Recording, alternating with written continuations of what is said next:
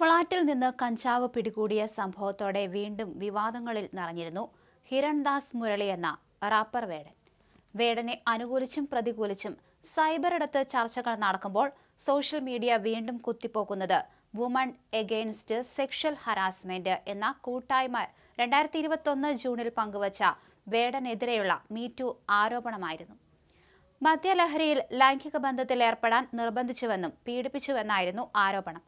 സുഹൃത്ത് വലയത്തിലെ സ്ത്രീകളുമായി ലൈംഗിക ബന്ധത്തിൽ ഏർപ്പെട്ടുവെന്ന് നുണ പ്രചരിപ്പിച്ചുവെന്നും ആരോപണമുണ്ടായിരുന്നു. ഇതിന് സമാനമാണ് കൊച്ചിയിൽ പോലീസ് രജിസ്റ്റർ ചെയ്ത പുതിയ കേസ്. സ്കേർട്ട് ചെയ്തു തരട്ടെ എന്ന് ചോദിക്കുക, പങ്കാളിക്ക് വേദനിച്ചാലും കൂടുതൽ വേദനിപ്പിച്ച് ഇത്തരത്തിൽ പെരുമാറുക, അതേസമയം താല്പര്യമില്ല എന്ന് പറഞ്ഞാലും വീണ്ടും അതിനായി സമീപിക്കുക, ലൈംഗികമായി ബന്ധപ്പെട്ടുവെന്ന് കൂട്ടുകാരോട് കള്ളം പറയുക തുടങ്ങിയ ആരോപണങ്ങളാണ് വുമൺ എഗെയിൻസ്റ്റ് സെക്ഷൽ ഹറാസ്മെന്റിൽ അംഗങ്ങളായ സ്ത്രീകൾ ആരോപിച്ചത്. സംവിധായകൻ മുഹ്സിൻ പരാരിയുടെ ഫ്രം എ നേറ്റീവ് ഡോട്ടർ എന്ന സംഗീത ആൽബത്തിന്റെ ഭാഗമായി പ്രവർത്തിച്ചുകൊണ്ടിരിക്കെയാണ് വേടനെതിരെ മീറ്റു ആരോപണം ഉണ്ടായത്.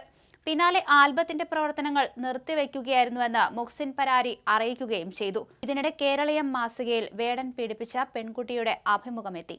ഈ അഭിമുഖം വായിച്ച യുവ ഡോക്ടറാണ് വേടനെതിരെ ഇപ്പോൾ പരാതി നൽകിയിട്ടുള്ളത്. ആ അഭിമുഖം ഇങ്ങനെയായിരുന്നു: കഞ്ചാവ് കൈവശം വെച്ചുവെന്ന കേസിലെ പ്രതിയായ റാപ്പർ ഹിരൺദാസ് മുരളിക്ക് നേരെ ഉയർന്ന മീറ്റു കേസുകൾ വീണ്ടും ചർച്ചാ വിഷയമാവുകയാണ്. വേടൻ എന്ന് അറിയപ്പെടുന്ന ഹിരൺദാസ് മുരളിയിൽ നിന്ന് മോശം അനുഭവങ്ങൾ നേരിട്ട അതിജീവിത കേരളീയം സ്പെഷ്യൽ കറസ്പോണ്ടന്റ് ആരതി MR സംസാരിക്കുന്നു. ദാരിദ്ര്യരേഖയ്ക്ക് താഴെ നിന്നുള്ള ഒരു കുടുംബത്തിൽ നിന്നും വരുന്ന എനിക്ക് ഹിരൺദാസിനെതിരെ കേസിന് പോവാനോ സംഭവിച്ചതെന്തെന്ന് തുറന്നു പറയാനോ ഉള്ള സാഹചര്യം ഉണ്ടായിരുന്നില്ല. 2021 മറ്റ് അതിജീവിതകൾ മീറ്റു പോസ്റ്റ് ഇടാൻ മുന്നോട്ട് വന്നപ്പോൾ പോലും എൻ്റെ ശരീരത്തിൽ അനുഭവിക്കേണ്ടി വന്ന വേദന, അതിൻ്റെ ആഘാതം എനിക്ക് മനസ്സിലാക്കാൻ വീണ്ടും സമയമെടുത്തു. അന്ന് ഹിരൺദാസിനെതിരെ പറഞ്ഞതിൽ നിന്നും സാമൂഹിക, സാംസ്കാരിക, സാമ്പത്തിക സാഹചര്യങ്ങൾക്ക് ഒത്തിരി വ്യത്യാസങ്ങളുണ്ട്. ഇന്ന് ഹിരൺദാസിനുള്ള കൾച്ചറൽ ക്യാപിറ്റൽ എന്നെ പോലുള്ളവർക്ക് അവനെതിരെ വെറുതെ ഒന്ന് നിൽക്കാൻ പോലും പേടിപ്പെടുത്തുന്നതാണ്. ഞങ്ങളെ ഇപ്പോഴും കേൾക്കാൻ തയ്യാറുള്ള വിരലിൽ എണ്ണാവുന്ന കുറച്ചു പേരുണ്ട്.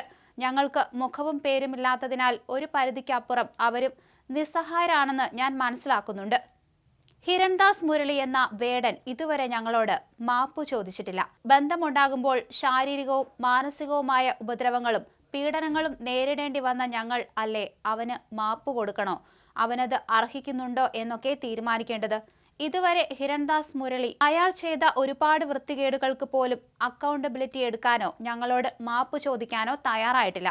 അതുകൊണ്ട് തന്നെ മാപ്പ് പറഞ്ഞല്ലോ എന്ന വാദം പ്രസക്തവുമല്ല. അതിനാൽ തന്നെ അതിജീവിതകൾ അവരുടെ ജീവിതം നോക്കി ജീവിക്കുന്നു എന്നൊക്കെയുള്ള നുണകൾ പറയാതിരിക്കുക. പുരുഷന് വേണ്ടി മാത്രം ആഘോഷിക്കാൻ തയ്യാറായി നിൽക്കുന്ന സമൂഹത്തിൽ തന്നെയാണ് ഇപ്പോഴും ഞങ്ങൾ ജീവിക്കുന്നത്. അവനുള്ള സ്ഥലങ്ങളിലേക്ക് പോവാതിരിക്കുക. ഇയാളെന്നോട് മോശമായി പെരുമാറിയിട്ടുണ്ടെന്ന് പറയുമ്പോൾ ഒറ്റപ്പെടുത്തുക. അങ്ങനെയൊക്കെ ചെയ്തിട്ടുണ്ടെങ്കിലും അവന്റെ കഴിവിനെ തള്ളി പറയരുതെന്ന് നിരന്തരം ഉപദേശങ്ങൾ നേരിടേണ്ടി വരിക എന്നതൊക്കെയാണ് നിങ്ങൾ ഉദ്ദേശിക്കുന്ന സ്വാഭാവിക ജീവിതമെങ്കിൽ ഇങ്ങനെയാണ് ഞാൻ ഉൾപ്പെടെയുള്ളവർ ജീവിക്കുന്നത്.